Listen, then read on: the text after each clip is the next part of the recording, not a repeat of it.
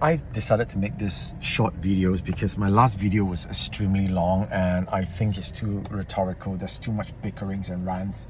So I'm just gonna cut it to the chase. I'm gonna speak in two languages because I'm in Thailand.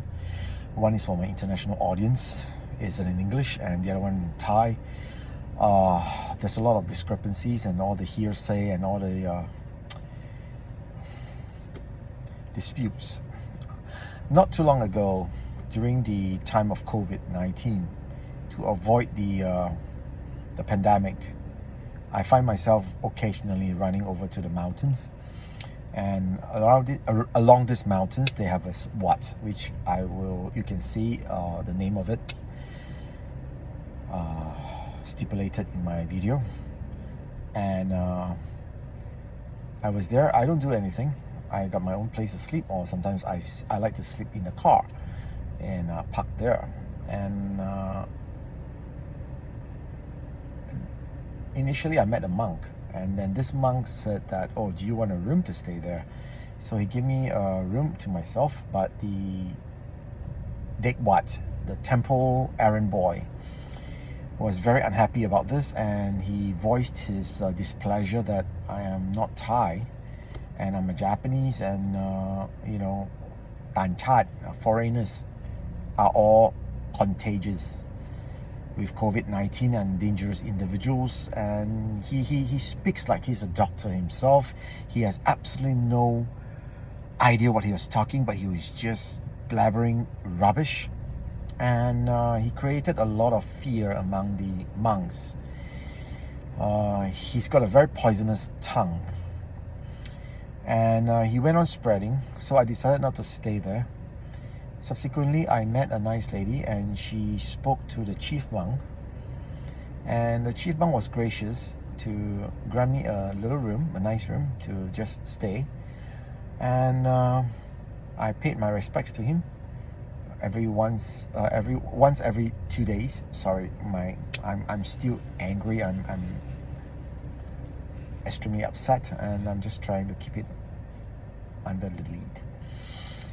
So what happened was, this guy found out about this, and the Dekwat again found out about this. The temple errand boy found out, errand man, he's about 40 years old man, 50 maybe, I don't know. Okay, they call Dekwat is because folks, idiots like him, they cannot study. They are not educated. They cannot study, and they cannot work with others because they have an attitude problem. So they spend their lives in the temple running errands for monks and living on handouts from monk.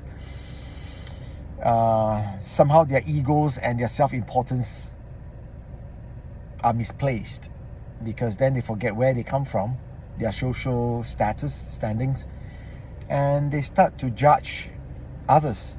So he made very snide remarks to the monks and among his peers that I am a Japanese guy living below poverty lines because I'm always wearing t-shirt and shorts. How else would you wear? Why would I want to wear a suit? I'm not working right now. I'm on retirement, pre-retirement, and the weather is this hot. 35 degrees Celsius to 38 degrees Celsius, and unless I'm working in an office, but I'm clearly in a forest, and the stupidity of everything. So eventually this guy decided to smear my good name, and they see the good as bad and the bad as good. See, the thing is, he couldn't nitpick on me because I don't do anything bad there. What do? I don't do anything. I just park my car there. I play with my phones. I listen to Alphaville, Forever Young, and stuff like that. And wish back to those times when I was much younger, and those were the beautiful days.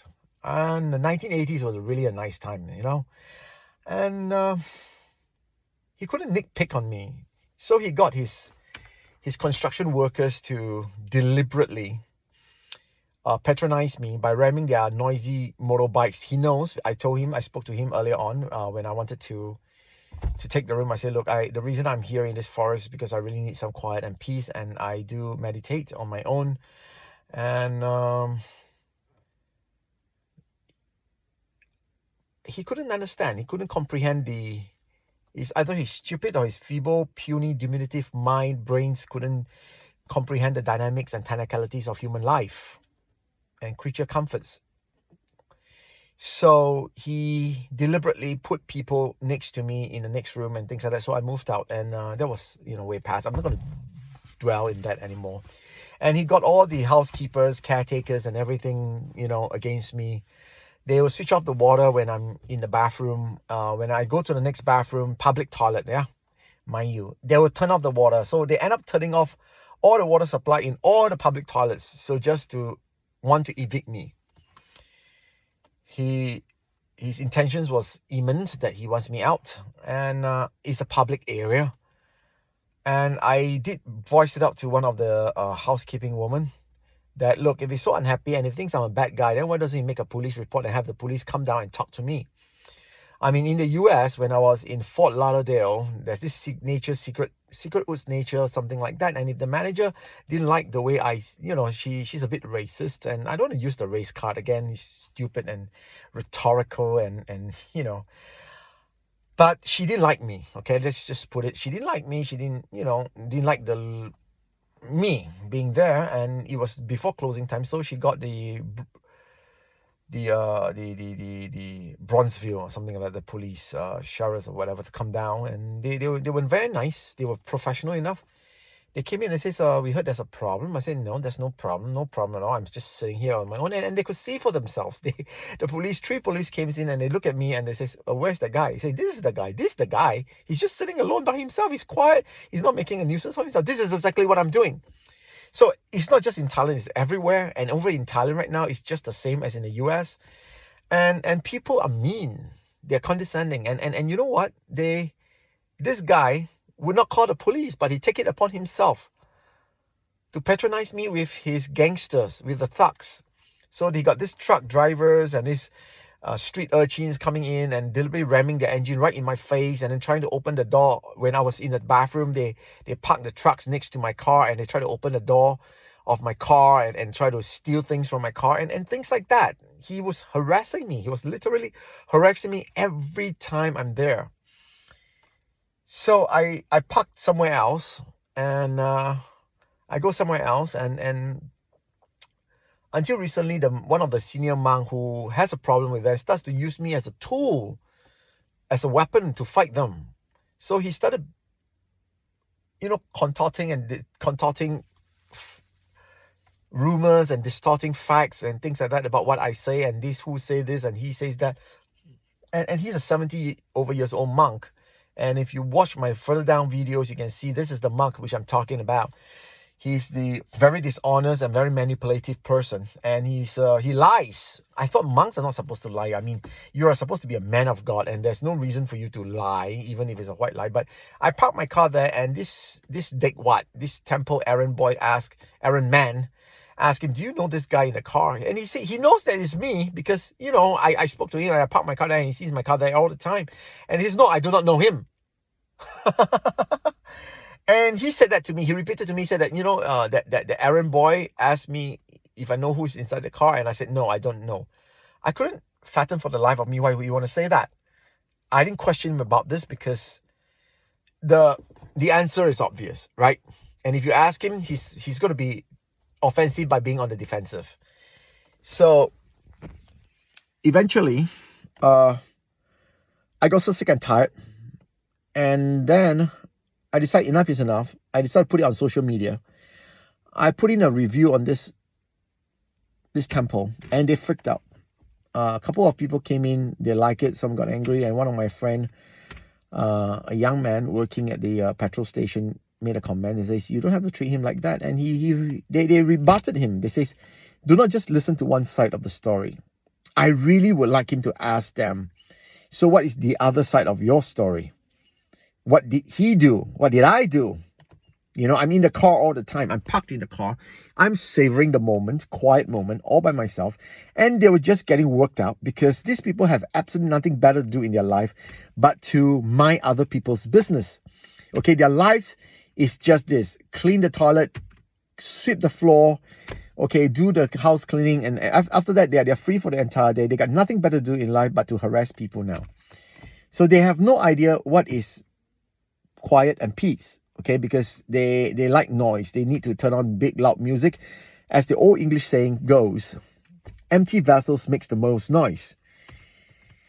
Now, I just want some quietness, and in Thailand it's quite unlike in Japan because you get boisterous motorbikes, you know, idiots modifying the exhaust pipes, and idiotic old trucks and lorries, and you know, they put 6 exhaust pipes, 3 on each side, to ram up the engine, and they just need people to know that, hey, I'm around, I'm still alive, you know, I'm here, you know, things like that. They are that insignificant, and they want to be heard.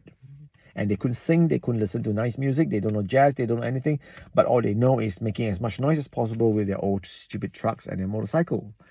So hence, with all these beautiful shopping malls and the nice, I tell you, Thailand has one of the best the highway, motorways. Well, it's almost similar to like Autobahn in Germany, but Thailand beats Malaysia, Indonesia, and Singapore hands down in terms of highway, like the Autobahn. Okay, I mean, Germany is the best. Okay, Autobahn is the best in Germany. But then, seriously, Thailand can stand toe-to-toe with Germany in terms of highway. Now, I'm giving credit where it's due. I'm not a prejudicial person, okay? I'm pretty straightforward to the point where it stabs a person's feelings. But no bullshit, all right? But the reason Thailand, and look, Thailand has all the nice Japanese restaurants, 5 stars hotels, things like that. But the people, I guess the reason they are still a third world country, underdeveloping country, is because of the mentality and the behavior, the misdemeanor of the people here. And it's a very resounding attitude to some of the very low class Americans, which I used to encounter when I was in South Bronx and in Brooklyn. They behave like that. And if you I take a ride on metro before I got my car in the US, and they are pretty much like that. Okay, they rant, they bicker, they fight among themselves. Now the Thais are pretty much like that. We call them peasants. They walk and speak like a true peasant. And the people here are, I guess, with all its beauty here in Thailand, the attitude. And I don't blame some of the Farangs, you know, the Americans or some of the, you know, Caucasians that comes here and feel really bad about it. And you know, they look down on the Thai people. Not because they look down, it's what they do that causes other people to look down. Okay, enough of this bickering. So, my ex-wife is a Thai, okay? And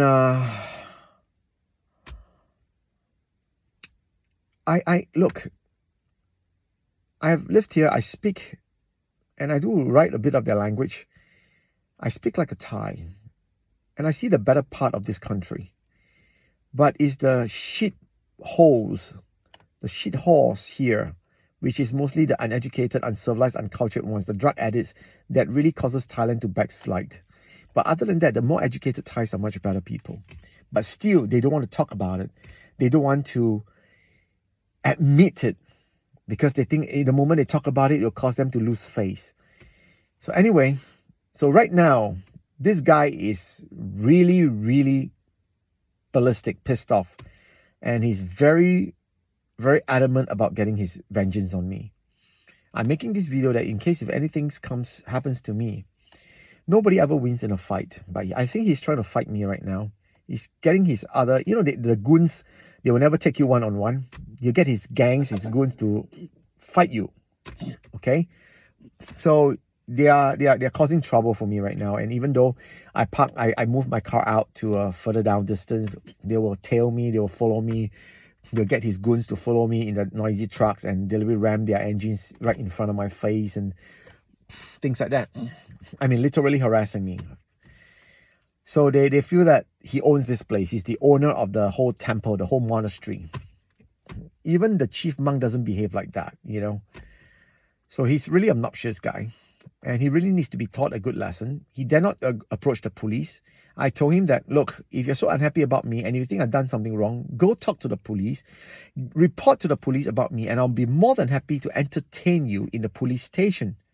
I know my rights. I know the law. I'm educated enough for that. But he talks like he knows the law better, like he's a lawyer, he's a doctor. And he wants to dispute the fact with a doctor, with me, in the medical profession. He wants to talk about COVID-19, the transmission of virus and everything, like he knows everything about it. This is totally ludicrous and preposterous. You know, idiots and stupidity knows no boundaries for these guys. So that's about it. This is my rant. And there's a write-up on it. I put it in Thai and in English. I made this video. I decided to have this video because I want to make a clearer video on this. And I want everybody to read about it so I can forward this to all the sources, including the newspaper. Because this guy is really too full of himself. Clearly, his ego and self-importance supersedes his credibility and is very misplaced. Thank you. See you. Bye.